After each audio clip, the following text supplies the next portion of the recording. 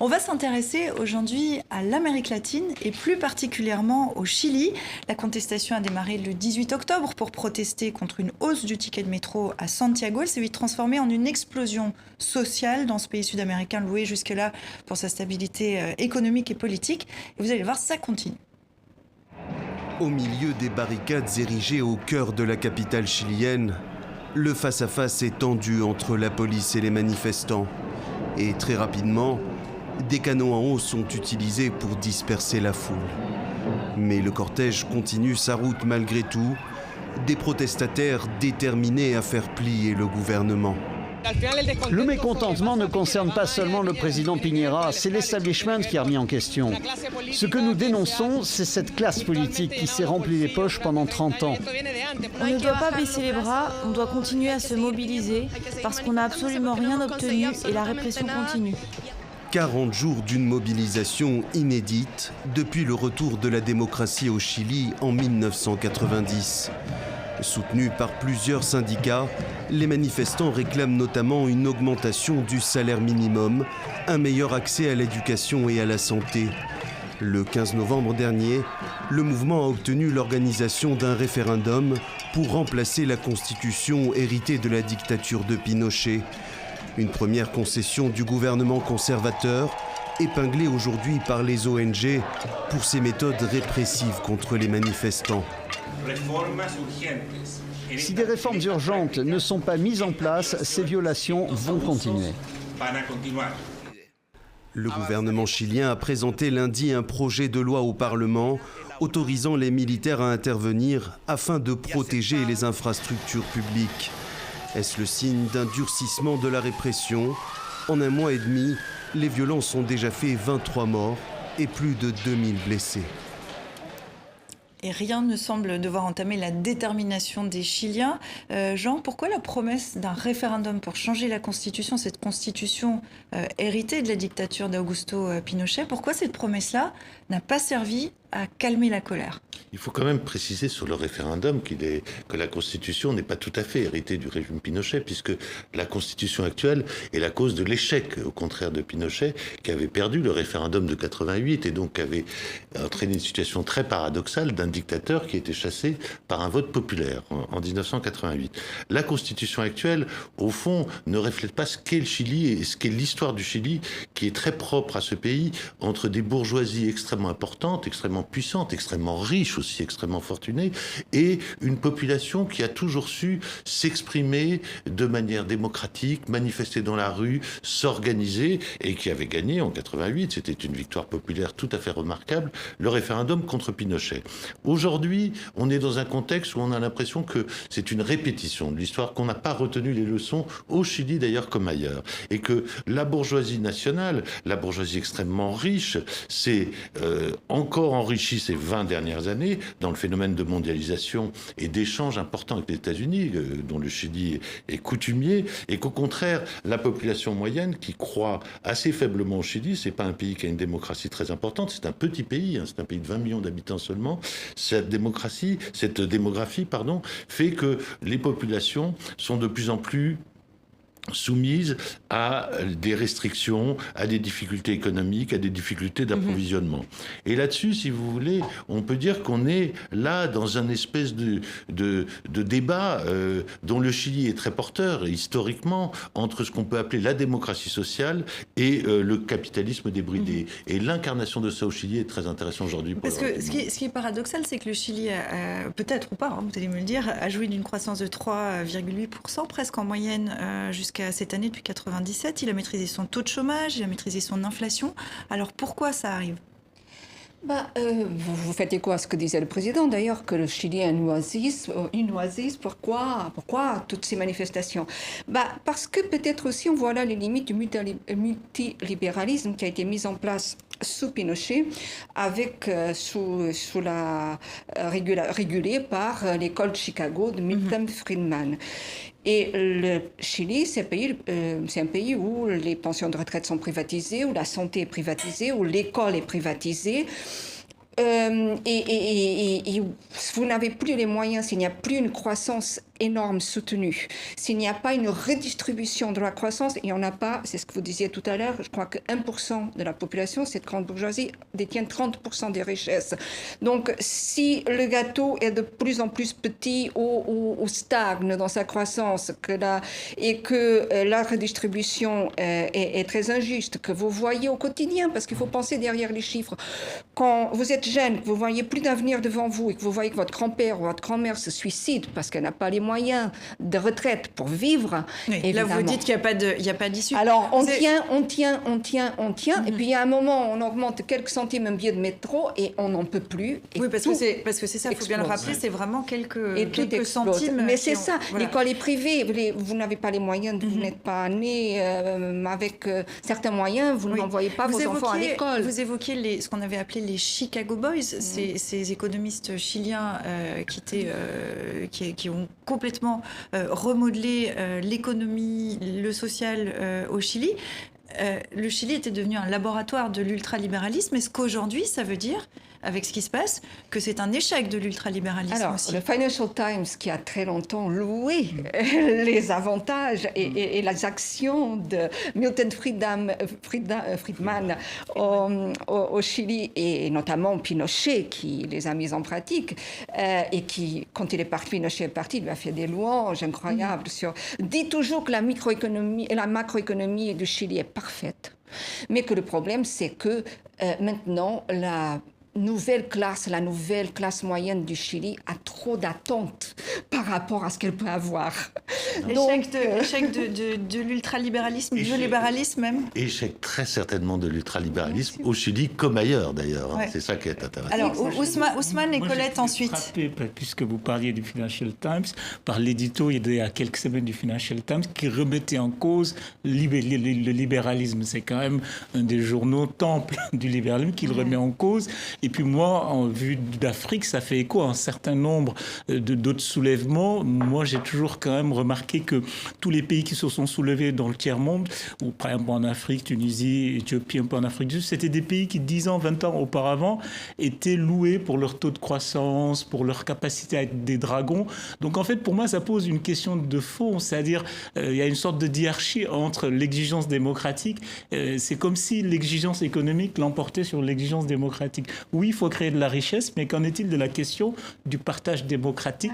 Qu'en est-il de la question de la liberté économique Le capitalisme allait avec la démocratie, en fait, et non, on n'est plus sûr. Et la Chine prouve le contraire, absolument. Je crois que au début des années 90, il y a eu l'Afrique d'abord et puis l'Amérique latine. C'était les laboratoires de ce qu'on appelait l'ajustement structurel, qu'on appelle aujourd'hui en Europe l'austérité, l'équilibre budgétaire, la priorité à la macroéconomie, avec les théories du ruissellement, du trickle-down, etc. Il suffit de regarder l'Afrique, on n'en parle même plus. Mais aujourd'hui, l'Amérique latine, ça ne marche pas. Et même 30 ans après, ça explose. Et ça explose chez les jeunes, parce que les jeunes doivent payer pour leurs études. Ils se retrouvent à 20 ans endettés pour 30 ans. Que vont-ils faire sans espoir d'avoir du travail? Et donc, ça explose, ça ne marche pas. Mais je pense que c'est vraiment une leçon aussi pour les politiques économiques que nous croyons encore en Europe qu'elle pourrait réussir. Oui, parce qu'il y a le Chili, mais il y a aussi l'Équateur, il y a la Bolivie, il y a désormais aussi la Colombie, et puis il y en a d'autres, on le voit depuis octobre. C'est vraiment tout un continent qui bouillonne, crise politique, corruption, pauvreté.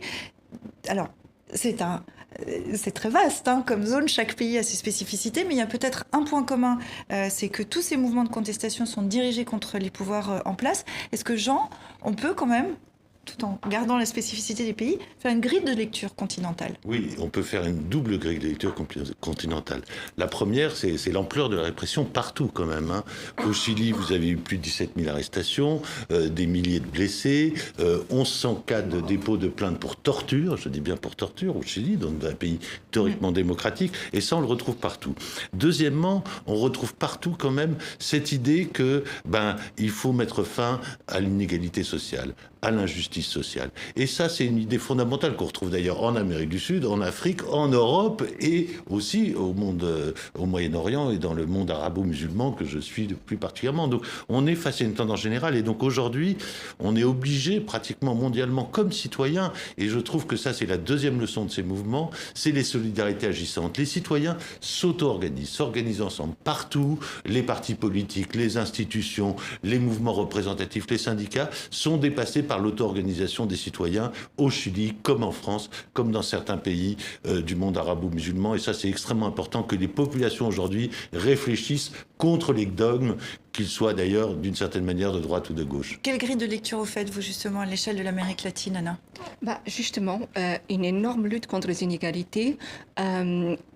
Une fatigue aussi grande avec des pouvoirs qui ne se renouvellent pas assez, parce que regardez Uruguay et Argentine qui sont aussi dans des situations pas brillantes. Il y a quand même des élections, il y a quand même un renouvellement politique qui se fait là et la population reste attend de voir si ça va correspondre à ses attentes.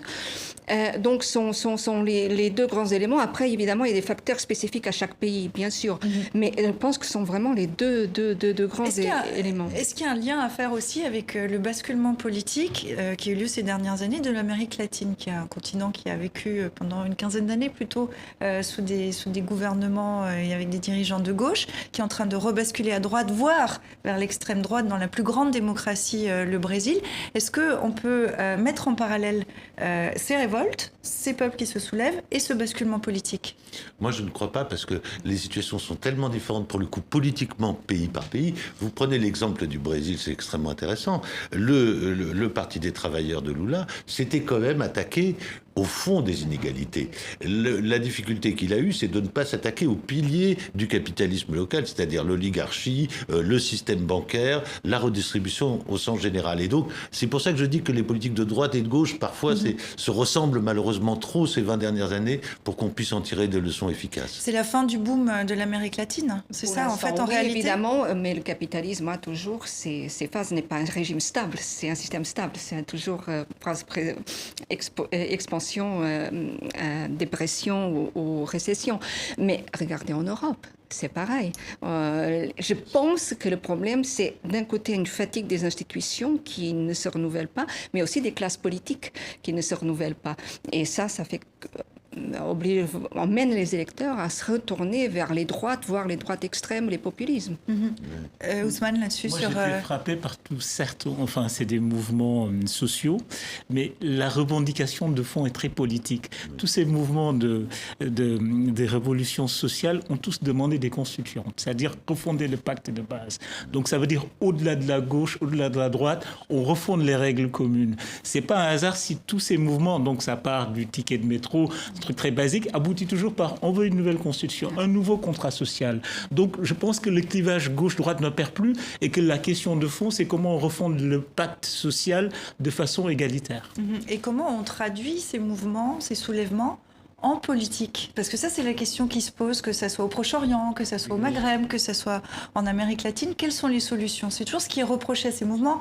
Il n'y a pas de tête de chef de file. Donc comment on peut le traduire et comment on peut arriver à ce que Ousmane appelle un nouveau pacte social? Je crois qu'il faudra inventer, parce que dans les régimes qui ont essayé de mettre en œuvre un nouveau pacte social avec plus de générosité, disons, de supprimer un peu les inégalités, regardez la Bolivie, regardez l'Équateur, regardez même le Brésil de Lula, ils sont soumis vraiment à des attaques frontales diverses. Ou bien on joue contre, on brandit l'idée de la corruption, on fait des procès, ou bien on mobilise. Enfin, il y a des tas d'angles d'attaque, mais ils sont tout à fait, jusqu'à ce qu'ils affaiblis, ils doivent céder. Et donc la guerre n'est pas terminée, c'est ça qui me frappe. La guerre des années 90, où on a brisé la social-démocratie qui prenait racine au Chili, et qu'elle a été brisée de la manière que l'on sait, cette guerre-là n'est pas terminée et elle reprend. Et c'est tout à fait prémonitoire de ce qui se passe aussi en Europe. Oui. Jean. Je dirais un mot de plus, c'est-à-dire que sur l'émergence de dirigeants, je pense que c'est tout à fait faux en réalité. C'est-à-dire qu'émergent au contraire toutes sortes de nouveaux dirigeants, jeunes, moins jeunes, qualifiés, non pas qualifiés, qui essayent d'aller dans le sens de l'auto-organisation des revendications populaires. Et c'est ça que j'appelle les solidarités agissantes. C'est-à-dire Vous pensez à qui pour prendre un exemple concret ? Au Chili, tous ces comités qui s'organisent quartier par quartier pour définir des stratégies politiques, des stratégies de manifestation. Ce qu'on a vu d'ailleurs en France, par parenthèse, avec les Gilets jaunes. De la même façon, les Gilets jaunes, il n'y avait pas un chef des Gilets jaunes, il y avait des comités, des ronds-points, avec des sensibilités, des histoires différentes. Sauf qu'un an plus tard, la traduction politique n'est pas là. Non, un an plus tard, la tradition politique est tout à fait là, puisque la France, on le voit aujourd'hui, est un pays totalement bloqué. Et le gouvernement actuel n'est pas capable de faire passer un système des retraites, ou au moins de dire ce qu'il veut comme système de retraite, ce qui indique bien le blocage actuel. Ousmane ? Moi, je suis d'accord avec Jean. Je pense que le leader n'émerge pas tout de suite après tous ces mouvements, mais il faut voir tous ces pays qui ont eu des mouvements de masse d'occupation de la rue. Quelques années plus tard, 2 ou 3 ans, il y a eu des émergences politiques inattendues. C'est parce que je pense qu'en France, il y a eu des mouvements sociaux, Nuit debout, etc., qu'on a pu avoir l'émergence d'Emmanuel Macron et d'un parti politique, etc., qui arrive. Je pense que c'est parce qu'il y a eu les indignés espagnols que Podemos a pu, à un moment donné, prendre des villes. Je pense que le processus est lent et qu'il ne peut pas y avoir de leader immédiat et que, de toute façon, la configuration politique de ces espaces-là vont durablement changer. Je ne pense pas, je ne connais pas assez bien le Chili, mais je ne pense pas qu'après ça, qu'on puisse faire de la politique comme avant. Je ne pense pas que l'élite politique puisse dérouler. Et je pense, voilà. Alors vous avez l'air sceptique, Anna. C'est ma peur que oui, parce que regardez, on pourrait penser qu'après les Gilets jaunes en France, on ne pourrait plus faire de la politique comme avant. Il y a eu un grand débat national très contrôlé, très cadré, et on continue comme avant. Et ce n'est pas ce que les gens veulent. Les gens veulent. Vous avez parlé d'un nouveau contrat social, et c'est exactement cela, et d'un nouveau contrat politique, et on ne l'a pas nulle part. Oui, mais ce qui est intéressant, c'est que face à la surdité des politiques, il y a une sorte de sanction politique qui est plus immédiate, qu'on n'avait pas. Aujourd'hui, les partis politiques sont assez perdus et sont en perte de vitesse. Et pour moi, la perte de vitesse des partis politiques classiques, même si elle est lente, même si le déclin va être long, à mon avis, est la conséquence aussi de cette forme d'organisation alternative politique. Elle n'est pas si lente. Si on regarde la France, les 2 principaux partis politiques dominants sont en train de disparaître purement et simplement de la carte électorale. Donc ça va quand même assez vite. Et si on revient au Chili, j'insiste là-dessus, c'est-à-dire que comme c'est une bataille historique au Chili, m'a dit très justement ma voisine, ça fait 50 ans que ça dure. Ça fait 50 ans que les Chiliens expérimentent des formes d'auto-organisation. C'est très difficile, la répression est féroce, le Chili est un pays complexe avec une très grande ville, Valparaiso à côté, et un territoire très étendu avec des populations très dispersées et des populations qui ont souvent des intérêts très différents entre les peuples indigènes du Nord et les exploitants agricoles du Sud. Donc les choses bougent, ça bouge très profondément, mais je dirais que la question centrale au Chili comme ailleurs, aujourd'hui, c'est le combat contre les inégalités qui se sont tellement aggravées depuis 30 ans. Colette, d'un mot ? Oui, moi je voudrais dire que ces luttes ne se font plus en vase clos. Avant, les Chiliens étaient tout seuls dans leur tragédie. Aujourd'hui, il y a les réseaux sociaux, les communications. Tout le monde sait, tout le monde s'inspire des méthodes des autres. Il y a des communications. En Afrique, c'est très clair. Les mouvements de jeunes, les mouvements citoyens explosent dans toute l'Afrique et se communiquent sur leurs méthodes, sur les objectifs. Et donc là, il y a un élément d'accélération. C'est la fin d'une ère et on conclura très rapidement là-dessus. Est-ce qu'on vit la fin d'une ère ? Oui, je crois. Je crois. D'une illusion. Mais on ne voit pas les contours mais de on la ne voit nouvelle pas ère. beaucoup.